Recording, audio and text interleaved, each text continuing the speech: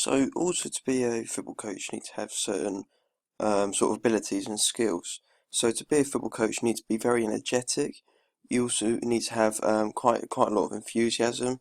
It's basically so you can basically motivate your clients and the people that you're coaching to succeed and do better in their sport. And you need to have a good knowledge of the sport as well. So you need to think tactically how you can improve the performance, how you can adapt and change to different situations as well. So talking about adapting and changing within a match, you also need to be able to adapt and change your sessions as well. So you need to either make each session more higher in intensity or even lower in intensity, depending on how you want your performance to perform, basically. So you basically need to adapt and change to different environments. You also need to have the ability to work within groups. So you need to be able to get on well with groups, so that your team can basically have an overall ideal chemistry, so that when they perform on the pitch, they can work well as a unit. They also need to basically take into account all the different types of variables, so all the independent variables such as the weather. So when they do like their training sessions, they need to be aware of the different sort of weather conditions, so that they can think tactically when they perform their coaching drills. So they basically need to have an overall good organisation and planning skills as well, and they need to be very confident, basically so that they can get the best out of their participants, so that they can improve their performance on the match day. So moving on to hours then. So a football coach will work depending on how high up they are, because some football coaches only do it on the weekends. So say for example, if it was a Sunday league coach, they would probably only do one training day, and then they would have the match day. Whereas if it was a proper elite coach, they'll be working throughout the week as their main job. So hours sort of vary, so they could so mainly quite a lot of Sunday league coaches, they basically work within the evening on those days. So on the training day, all the training sessions will be in the evening, and the matches sometimes in the morning or in the afternoon. So it can all vary depending on when the match is and when the training sessions are. Health and safety then. So basically, as a football coach, so the FA courses do basically have like a health and safety aspect to them. So a football coach definitely needs to take on board the sort of health and safety considerations, mainly because they need to make sure that their players are physically fit, but not only physically fit, but they're safe with their surroundings, so that they don't risk injury, so they can't play in the next match, for example. So an overall evaluation then. So to be a football coach, you need to have very good enthusiasm. You need to be motivated, good communication skills. You need to be able to adapt and change to different environments and situations. And you also need to have good organisation and planning skills. So when comparing these to my skills, I personally think that I am very enthusiastic, as due to past work experience that I've had in football coaching. I therefore think I can be very motivated as well. Well, not entirely motivated, but I therefore think I can be very sort of joyful and happy when I'm around other people. Where it comes to motivated, though, I can sort of be less motivated when doing work. So, for example, if I knew there was quite a lot of work and I had a lot on my shoulders, and there's a lot of stuff going on, I could be sort of down in the dumps, and it may come across badly to other players. So that might be something that I need to work on, and sort of improve. So basically, become more motivated myself, so that my players can become more motivated. Communication, I think I have very good communication skills, as I've had a lot of work experience working within the pub and communicating with customers, and also communicating on the pitch, playing for different teams, and coaching younger people as well. I have in the past been able to adapt and change to different environments. For example, there was one time when we didn't have enough space, and I was told to basically I had to be quiet as well. So basically, when doing because I was a basketball session I was running, I was very limited to the space that I had, and I also and I also couldn't make a lot of noise because there was exams going on nearby. So this was a bad thing. So I came up with the idea of changing basketball and actually playing netball, so that the players are still moving, but they're playing netball instead. So I think I can adapt and change. Maybe a little bit more practice on adapting and changing to different environments, but I think I'm very good at adapting and changing. Organisation and planning then. So I don't think I'm very good at organising myself, mainly because I do have a reputation of sort of being late to different things and just sort of forgetting about things. So I definitely need to sort of get myself in the correct mindset if I was to do football coaching. So moving on to sports science then.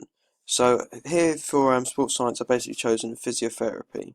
So physiotherapy is basically looking at to improve someone's overall physical health, so that they're basically as fit as they can be and that they're as healthy as they can be as well. So to basically become a physiotherapist, you need to at least have a degree or a postgraduate award. So to do this, you basically need to go to take part in a course at a uni, for example, and you need to go through college and all, etc., etc. So you basically need to go through the whole sort of cycle. Once you get through that cycle, this market is very competitive. As physiotherapy, there's a lot going on at the moment with physiotherapy, and there's a lot of people coming out of uni wanting to do physiotherapy. So the salaries are between £21,000 and £41,000 yearly. So that isn't bad for a physiotherapist. So if we compare it to other sort of sport jobs out there, this is definitely a very good sort of job. However, you might be a commuter when looking at physiotherapy because there's not a lot of companies that basically employ physiotherapy, and there's not like a massive range of different places. So therefore, you might have to be a commuter to actually get to your job, or even to clients, because you might run your own company and you might be a physiotherapist for different individuals. You might not be part of a massive company. So therefore, you definitely will be a commuter because you'll be travelling to different each one of your clients.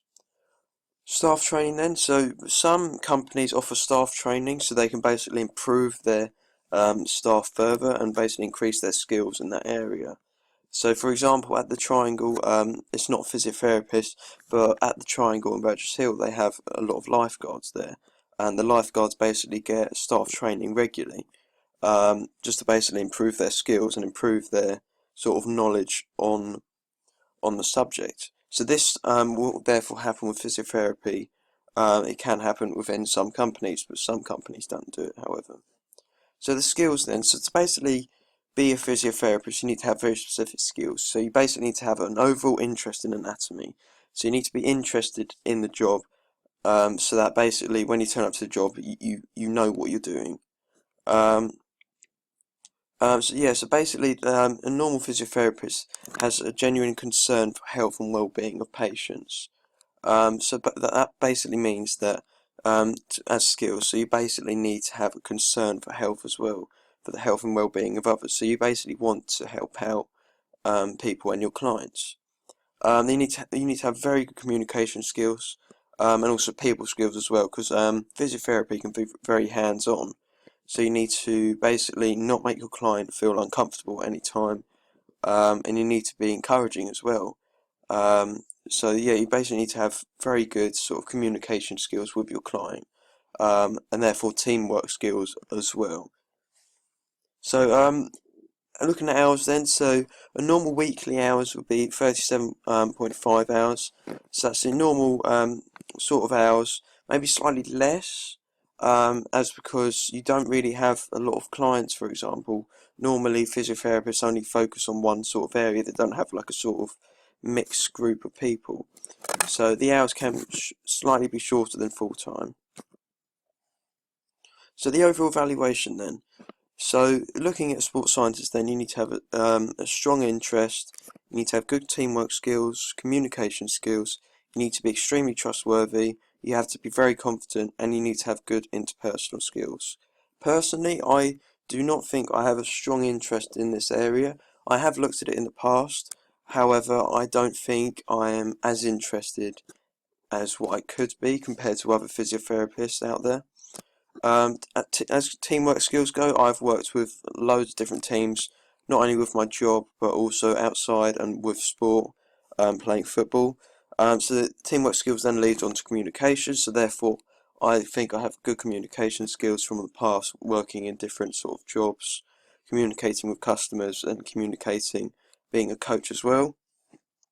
I don't think I'm that trustworthy though, as in the past I have made a variety of different mistakes, therefore resulting in sort of quite a few consequences. So therefore trustworthy, I should basically work on that, basically, and leading on from trustworthy as well, trustworthy sort of links with confidence.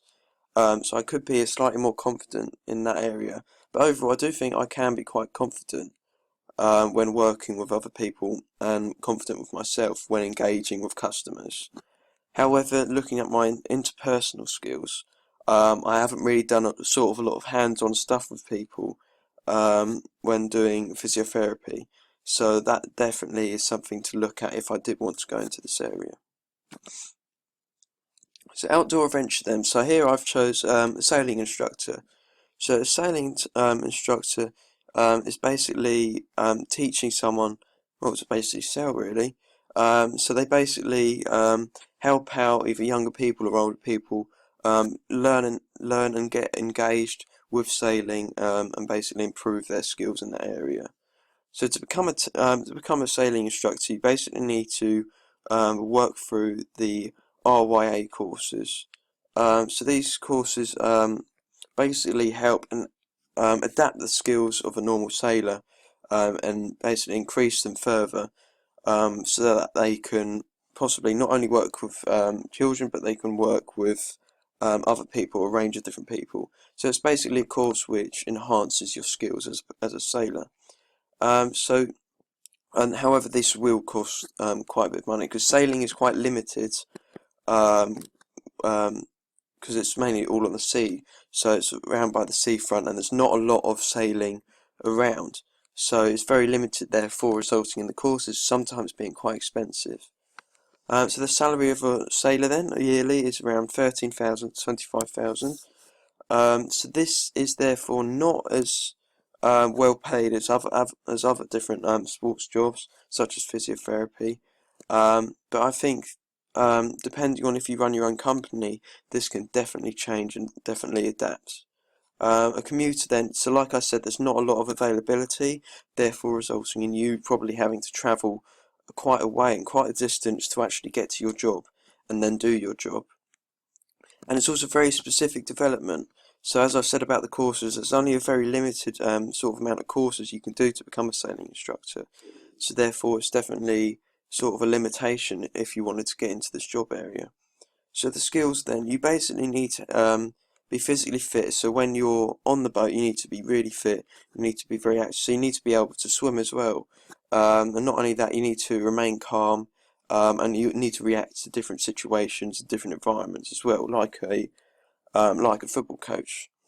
And you definitely need to have good health and safety skills and good organisation skills, basically so that your customers and clients can basically feel as safe as they can while on the boat and while taking part in the session. So looking at the sort of hours, you'd normally work weekends and it will sort of be evening works as well. This is mainly because most clients have their daily jobs and this will sort of be like their hobby, so something they can sort of look forward to in the evening or on the weekend. So a sailing instructor will therefore work on the weekends um, and in the evening. So looking at the overall valuation then. So to be a sort of outdoor adventurous, you need to have good safety knowledge, good demonstration skills, you need to be assessing sort of environments, you need to be physically fit, you need to have very good organisation skills, and you need to remain calm to different situations. I don't think I have quite a large amount of safety knowledge, so therefore I could take a course to basically enhance that. Demonstrating, I think I have a lot of good demonstration skills, as in the past I've been working with football coaching. Assessing as well, leading on from football coaching, I've assessed sort of people's strengths and weaknesses.